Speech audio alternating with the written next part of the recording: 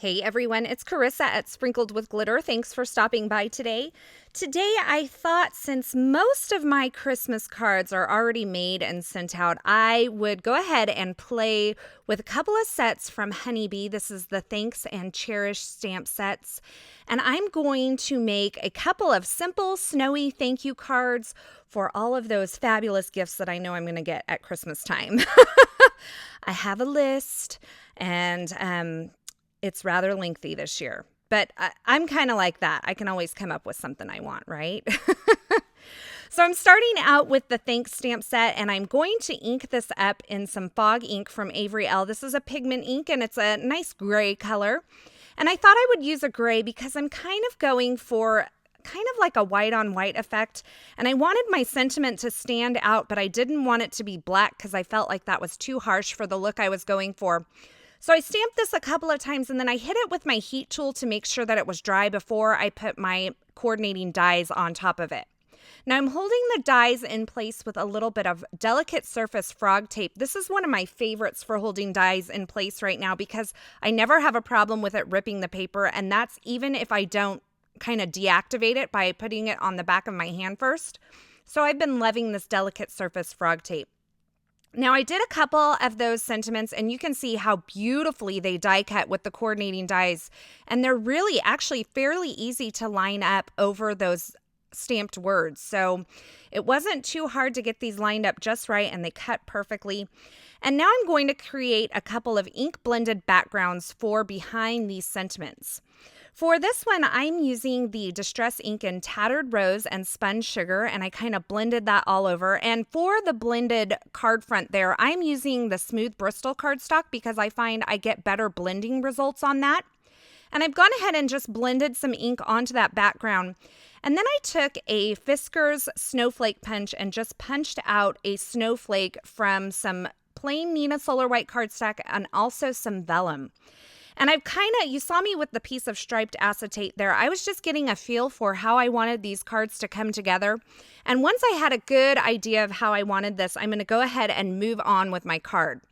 So since I have two sets of everything there, I'm going to go ahead and make a second card, but this time I'm using the Distress ink in Evergreen Bough and Cracked Pistachio. Now the lighter, more neutral tones in these Distress inks, I blended on first, so that was the majority of it. And then I went in with the brighter color like the Cracked Pistachio and the Spun Sugar. And I didn't blend all over the entire area. I just added areas of that to kind of brighten the color in certain spots. So you can see here, now I decided that acetate overlay, I really like that, but I went ahead and chose the polka dots instead, and I cut it to go over the entire card front. So that effect gives me kind of a white on white effect with just that splash of color behind the sentiments. And now I'm going to add a little bit of shimmer to these snowflakes. I'm just using my Tombow Mono Multi-Glue here, and I'm just putting stripes of adhesive down kind of the legs of the snowflake. I'm not sure what they're called. Stems, legs, I don't know. Legs sounds good to me. But I wanted to add just a little bit of this ice chips glitter to these snowflakes to really make them shine. This is from the Honeybee shop, and I love it. It's like super chunky. It looks like ice. It actually looks like little pieces of glass to me. Now, if I did go back to do this again, I would use my multi-medium in the matte finish to apply this glitter, only because that Mono Multi-Glue kind of dries with a little bit of a yellow tinge to it, and I'm not crazy about that. But anyway, you live, you learn, you move on, right? So now that I have all of my elements created, I'm going ahead and getting this all attached together. I added a double layer of foam adhesive to the back of that word thank, and then just a single layer to the U, so it'll kind of sit back behind the thank word. And I'm adding my snowflakes on here. I added the white snowflake on with a little bit of the Be Creative tape behind it. And I'm going to attach this vellum snowflake with just a little piece of foam adhesive behind it. It's a circular shaped foam adhesive, and I'll cover that up later on with a sequin. So now that I have my snowflakes in place, I can go ahead and put my sentiment on, and I'm just kind of holding all these pieces together while I attach my sentiment. It probably would have been better had I kind of held them together with a little bit more of that frog tape, just so I wouldn't have to keep fumbling with all these layers. But once I got all of the elements attached to the acetate, I'm going to go ahead and flip that over and add some foam adhesive behind all of these elements. That's how I'm hiding my adhesive on this acetate. Now, another option for the acetate would be to stitch it on, but I decided that I wanted it to kind of float in the air, and I couldn't get the dimension with the stitching that I can get with the foam adhesive.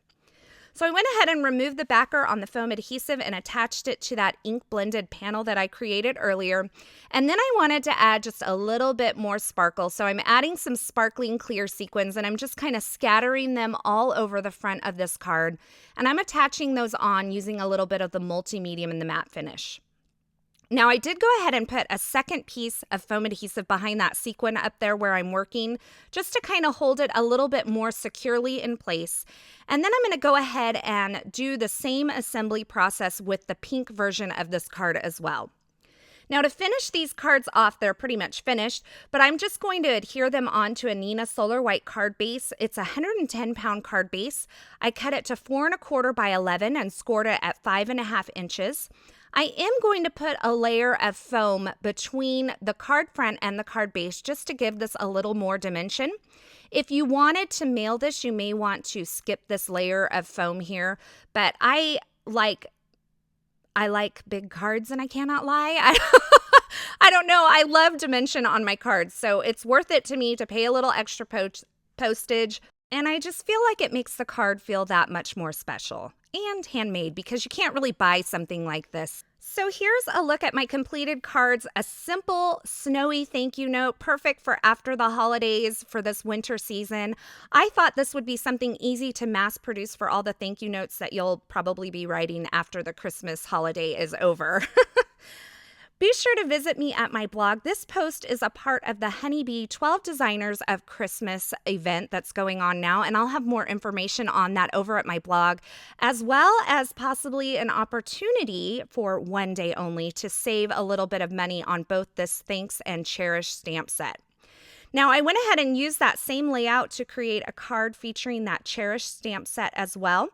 Be sure to visit me over at my blog. I'll have more still shots, more information, as well as links to all the supplies used in these projects. And as always, I'll have links to the featured supplies in the description at YouTube, as well as links to my blog and the Honeybee blog as well. So be sure to check the description there.